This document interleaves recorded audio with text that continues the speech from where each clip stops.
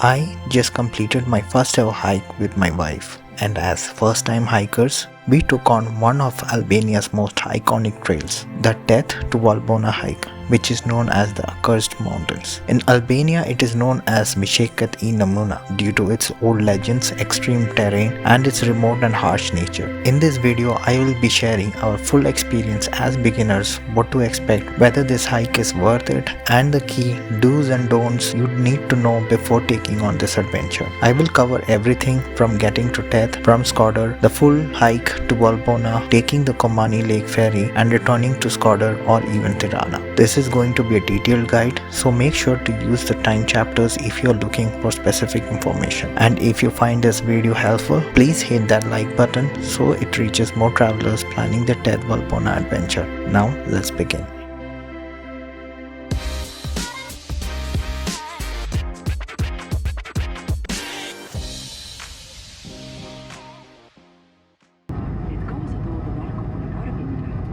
Since our flight arrived at 2 am, we booked a private cab from Tirana Airport to Shkodër, which took about 2 hours. For convenience, we chose a hotel with 24-hour reception, making a late night check-in stress-free. We stayed in Shkodër for 2 days to explore the city, but if you are short on time, you can easily skip this and head straight to Theth.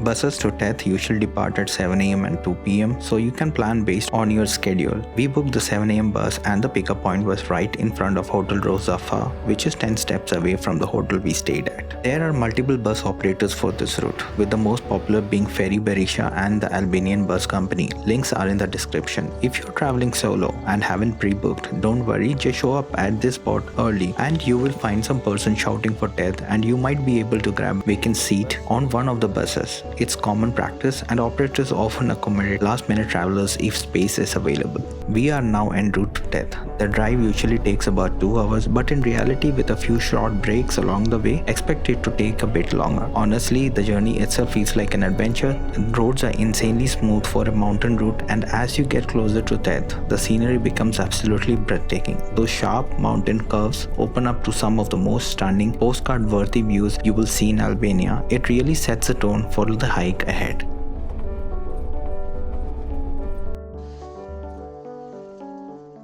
I have just arrived in Theth and I will be staying at a hotel right in front of the Theth Shkodër bus station. Super convenient if you're starting or ending your journey here. A quick note, the road inside the Theth are bumpy and untarred, so don't expect smooth city streets. If you are only exploring Theth and returning back here, that's fine. But if you are planning the Theth Valbona loop, remember there is no direct road between Theth and Valbona. The only way to do is on foot via hike. Now if you are not staying overnight in Theth, here's what you can do. Since most buses from Shkodër reach by around 10 am, take a short rest at one of the nearby restaurants, grab some snacks from the mini market and start your hike by 10:30 am. That's exactly what I did. Even though I stayed here for a night, I also began my hike at around 10:30 am. Now let's finally start the hike. We decided to walk 2 kilometers stretch from our hotel to the official starting point. Little did I know it would feel like hell for me. I was carrying at least 10 kg of gear since I did be staying in Theth, Valbona and Komani, so I had packed clothes and essentials for multiple days. So if you're planning to spend a night in Theth, here's something you should know about where to stay. Just a week before my arrival, the government demolished several illegal buildings in the area, so we had to rebook our stay at a most expensive hotel. We ended up at Hotel Jezerka, which cost us around 108 euros. I will share full details of this hotel in a separate video. But here's my tip.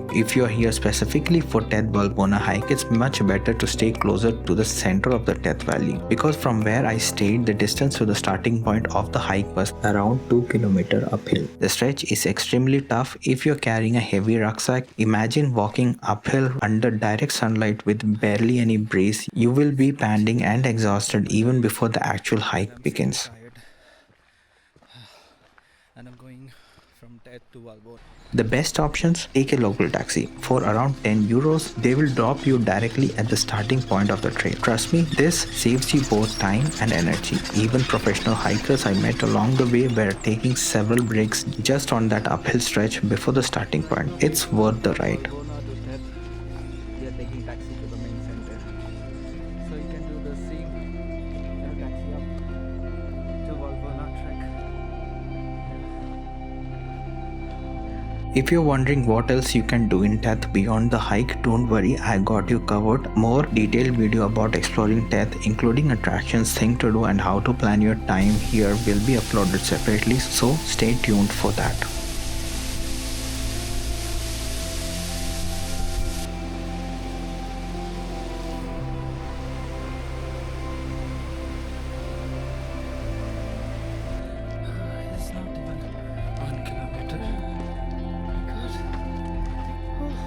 This location is the starting point of Theth Valbona hike. From here onwards, no vehicles can go uphill. It's all on foot. Before you begin, I highly recommend grabbing a coffee or stocking up on water here. For the next 2 hours of trekking, you won't find any shops or stalls until you are closer to the top of the valley. As I walk uphill, I want to share a few important tips for anyone new to hiking and unsure about navigating the route. This was exactly my concern while planning this trip. I wasn't sure how did I know if I was on the right trail or if I did taken a wrong turn. Honestly, it took me few days to stay calm and just accept that the hike would unfold as I went along. During my research, I came across some really useful hiking apps. One is All Trails, Hike, Cycle and Run, which is a paid app, and other is Wikiloc, Trails of the World. Wikiloc also requires a subscription, but here's a hack. It offers a 14-day free trial which you can activate a day before your hike. Once you select the Theth Valbona trail, it allows you to live track your path on the map, which is incredibly helpful for first timers. Another thing to keep in mind, look out for trail markings along the way. You will see white and maroon red painted stripes on the rocks, which means you are on the right path. And even if you are uncertain, don't worry, this is a popular trail, so you are likely to meet plenty of fellow hikers along the way.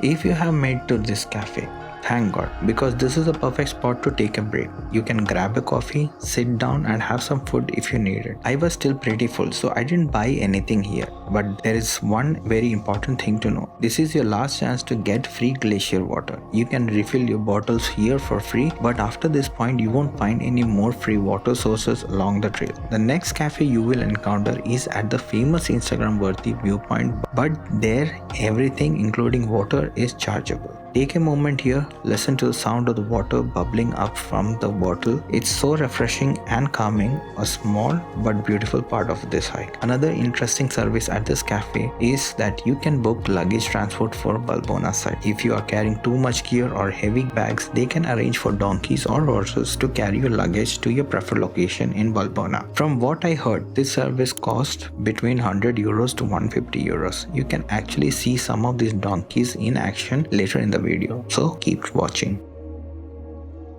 No matter what, the steep uphill left me completely drained. I lost count of how many breaks I had to take. The still air without even a hint of breeze made the climb even tougher. Maybe if I had packed lighter, it would have felt easier. But turning back to Theth was not an option. With all my stays booked for the coming days and the curiosity of what makes the Theth Valbona peak so special, I pushed myself to keep going.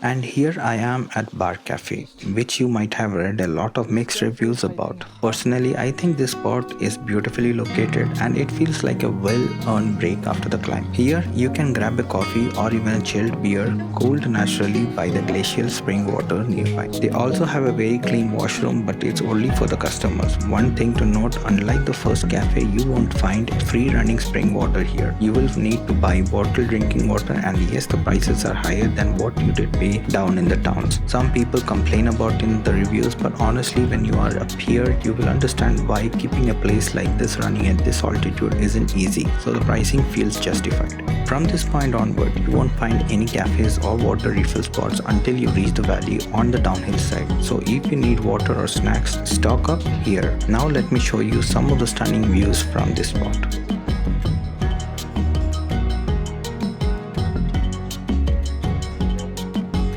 After a few minutes of break, we started our hike looking at the beautiful valley views.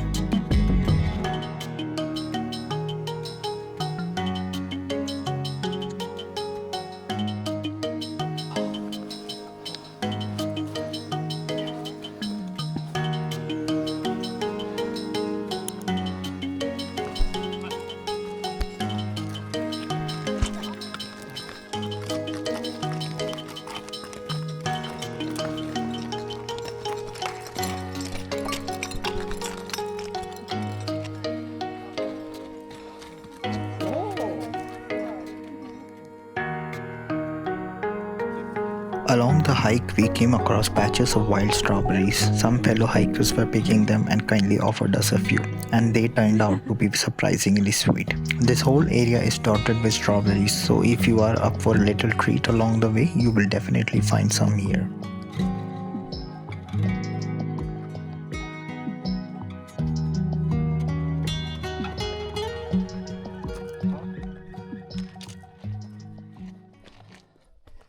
Thank you.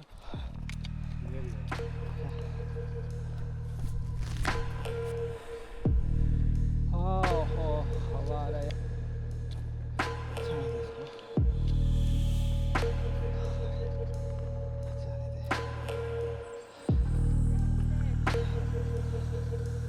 I think it's from here. I think I walked like 7 kilometers from here.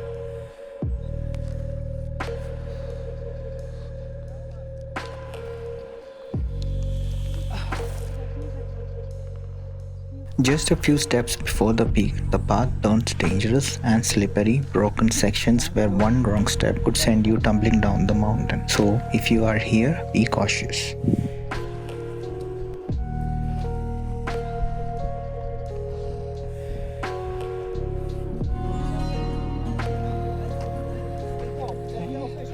Thank you.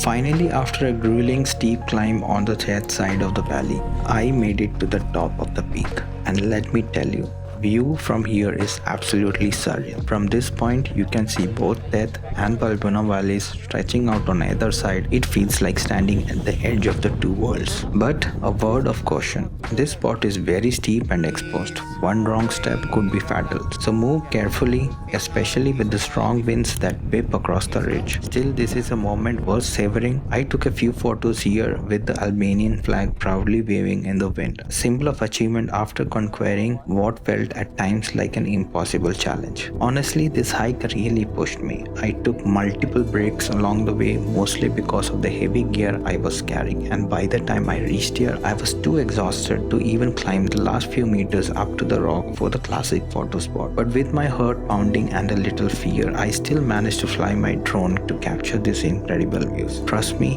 for a sub 250 gram drone, flying in this wind was nerve cracking, but the footage was worth it.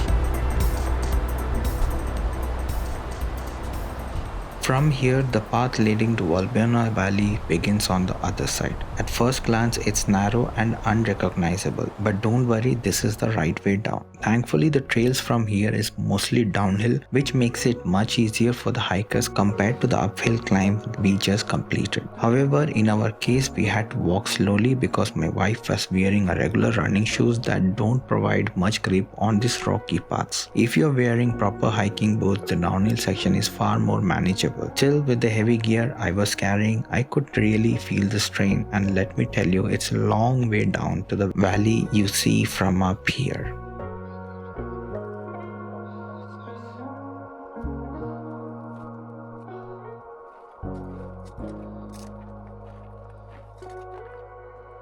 Fora.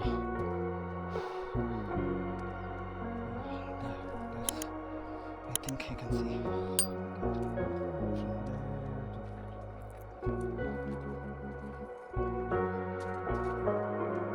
यहाँ snow होने से दिक्कत है. You have this rope where you can hold it and walk.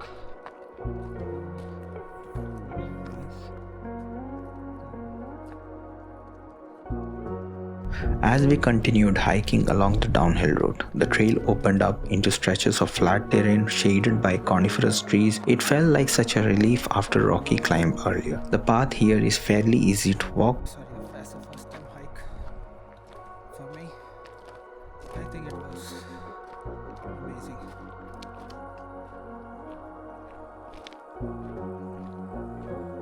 It's a cafe. Thank God. And soon we reached a small yet welcoming spot, Simoni Café.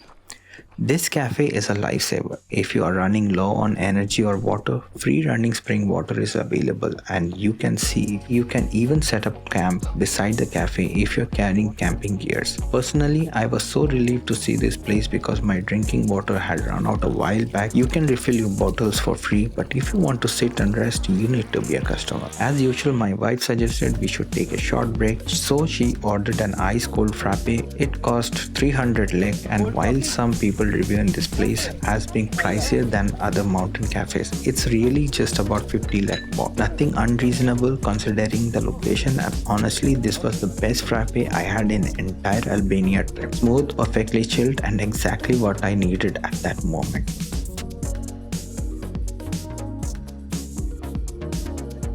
The people here are incredibly friendly. I had a small chat with the person managing the cafe and asked about how the tourism in this area. He shared that the tourist numbers have dropped recently, which surprised me. He was so happy to talk that he even offered me 2 drinks free of charge. Though out of courtesy, I only accepted one. This little interaction reminded me once again of how polite and warm-hearted Albanians are.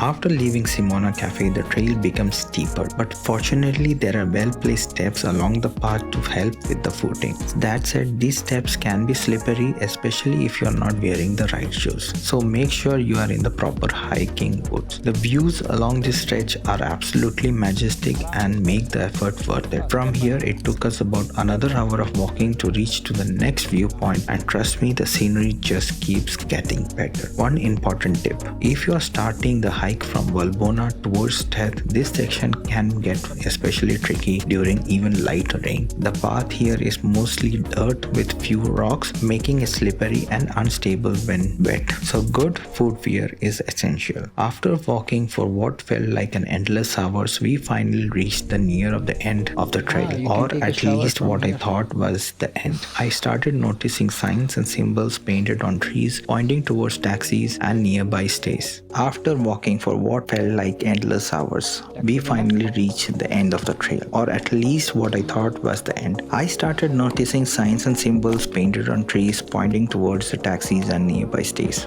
For a moment, I felt relieved, thinking, thank God, we have made it. But as we followed the signs, it turned out there was still about 200 more meters to go before actually reaching the spot. Eventually, I spotted a small building with signs for cafe and taxis, and that's when I truly felt like the hardest part of this hike was behind us. Till that realization hit me, the hike wasn't fully over yet. There were few more steps to go before we could finally drop our bags, rest, and take it all in. Let me share something here. This isn't essential, but if you're the kind of person who likes to be prepared for everything, you will appreciate this information. From this cafe, it is approximately 4 kilometers of walking before you reach the tarred road of Valbonë. From there, you have two options. You can either walk through the green meadows or take the route along the riverbed. Personally, I did say walking along the riverbed is a must. It offers a breathtaking view of massive stretch of rocky riverbed framed by towering mountains in the distance. It's one of those scenes that makes this entire hike worth it. However, in our case, we were absolutely exhausted. After nearly 2 hours of walking, we realized that if we continued on foot, we did reach our stay around 9 p.m. and most restaurants here closed by then. So we opted for taxi ride, which cost us 30 euros to Valbonë town. If you are in group of 4, this cost becomes quite reasonable, and honestly, it's worth when you are too tired to keep walking. So why not try the taxi, especially when it's a Land Rover?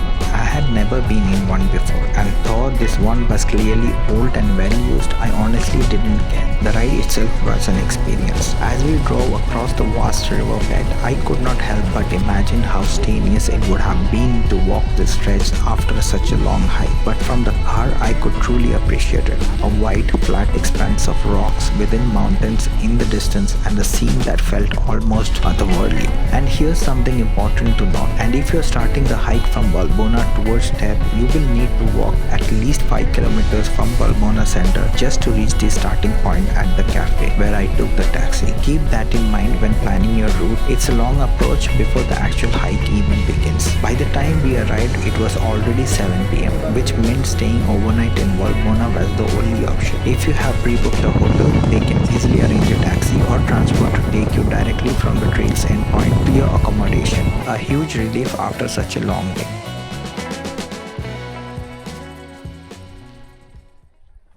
For the next leg of the journey, you will need to plan for the ferry from Fierza, which has 2 daily departures 6 am and 1 pm, operated by Dragobia or Ferry Berisha. I had booked 1 pm ferries, so my next hotel arranged a pickup at 10:30 am to get me to the Fierza ferry terminal. The ride takes about 2.5 hours, but the good news is the roads are incredibly smooth, so you won't find this part of the journey tiring at all. The journey towards Fierza is absolutely breathtaking. If you sit on the right side of the bus, you will be treated to the views of the lush green mountains, while the left side offers a stunning sight of crystal clear blue streams flowing alongside the road and later the main Komani river. At one point, a passenger realized they had forgotten something at their hotel, which caused the bus to pause while someone retrieved the item. During this break, I had the chance to admire the beautiful stream up close. Many passengers even walked closer to take photos and feel the refreshing water. It was truly a delightful experience.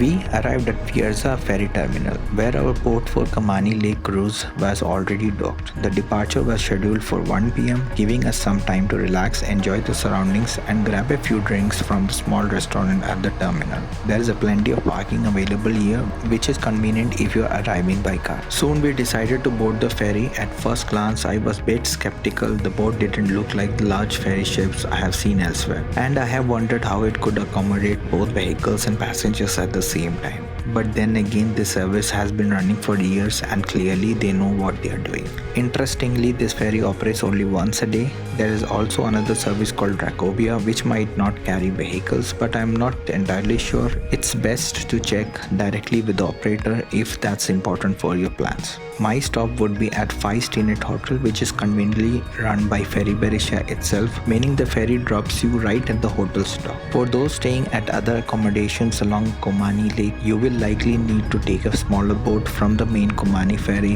which could add extra cost and travel time. I have explained this in detail in a separate video about my stay at Komani River. After about 2.5 hours on the ferry, we finally reached the Komani terminal. From the video, you can probably see how crowded, busy this place is. It feels like everyone is trying to get somewhere. Unlike Fierza, there is practically no space for parking here, so don't expect to leave your car behind. Buses heading to Shkodër, Tirana and other destinations are lined up at the terminal. So the best thing to do is approach the drivers or operators directly and ask which bus is going to your desired location. For those driving, you can park your cars outside the tunnel near the terminal. From there, it's about 450 meters walk through the tunnel to the other side. Once you cross, you will find privately owned parking spaces roughly 500 meters ahead, and you can see exactly where in the video.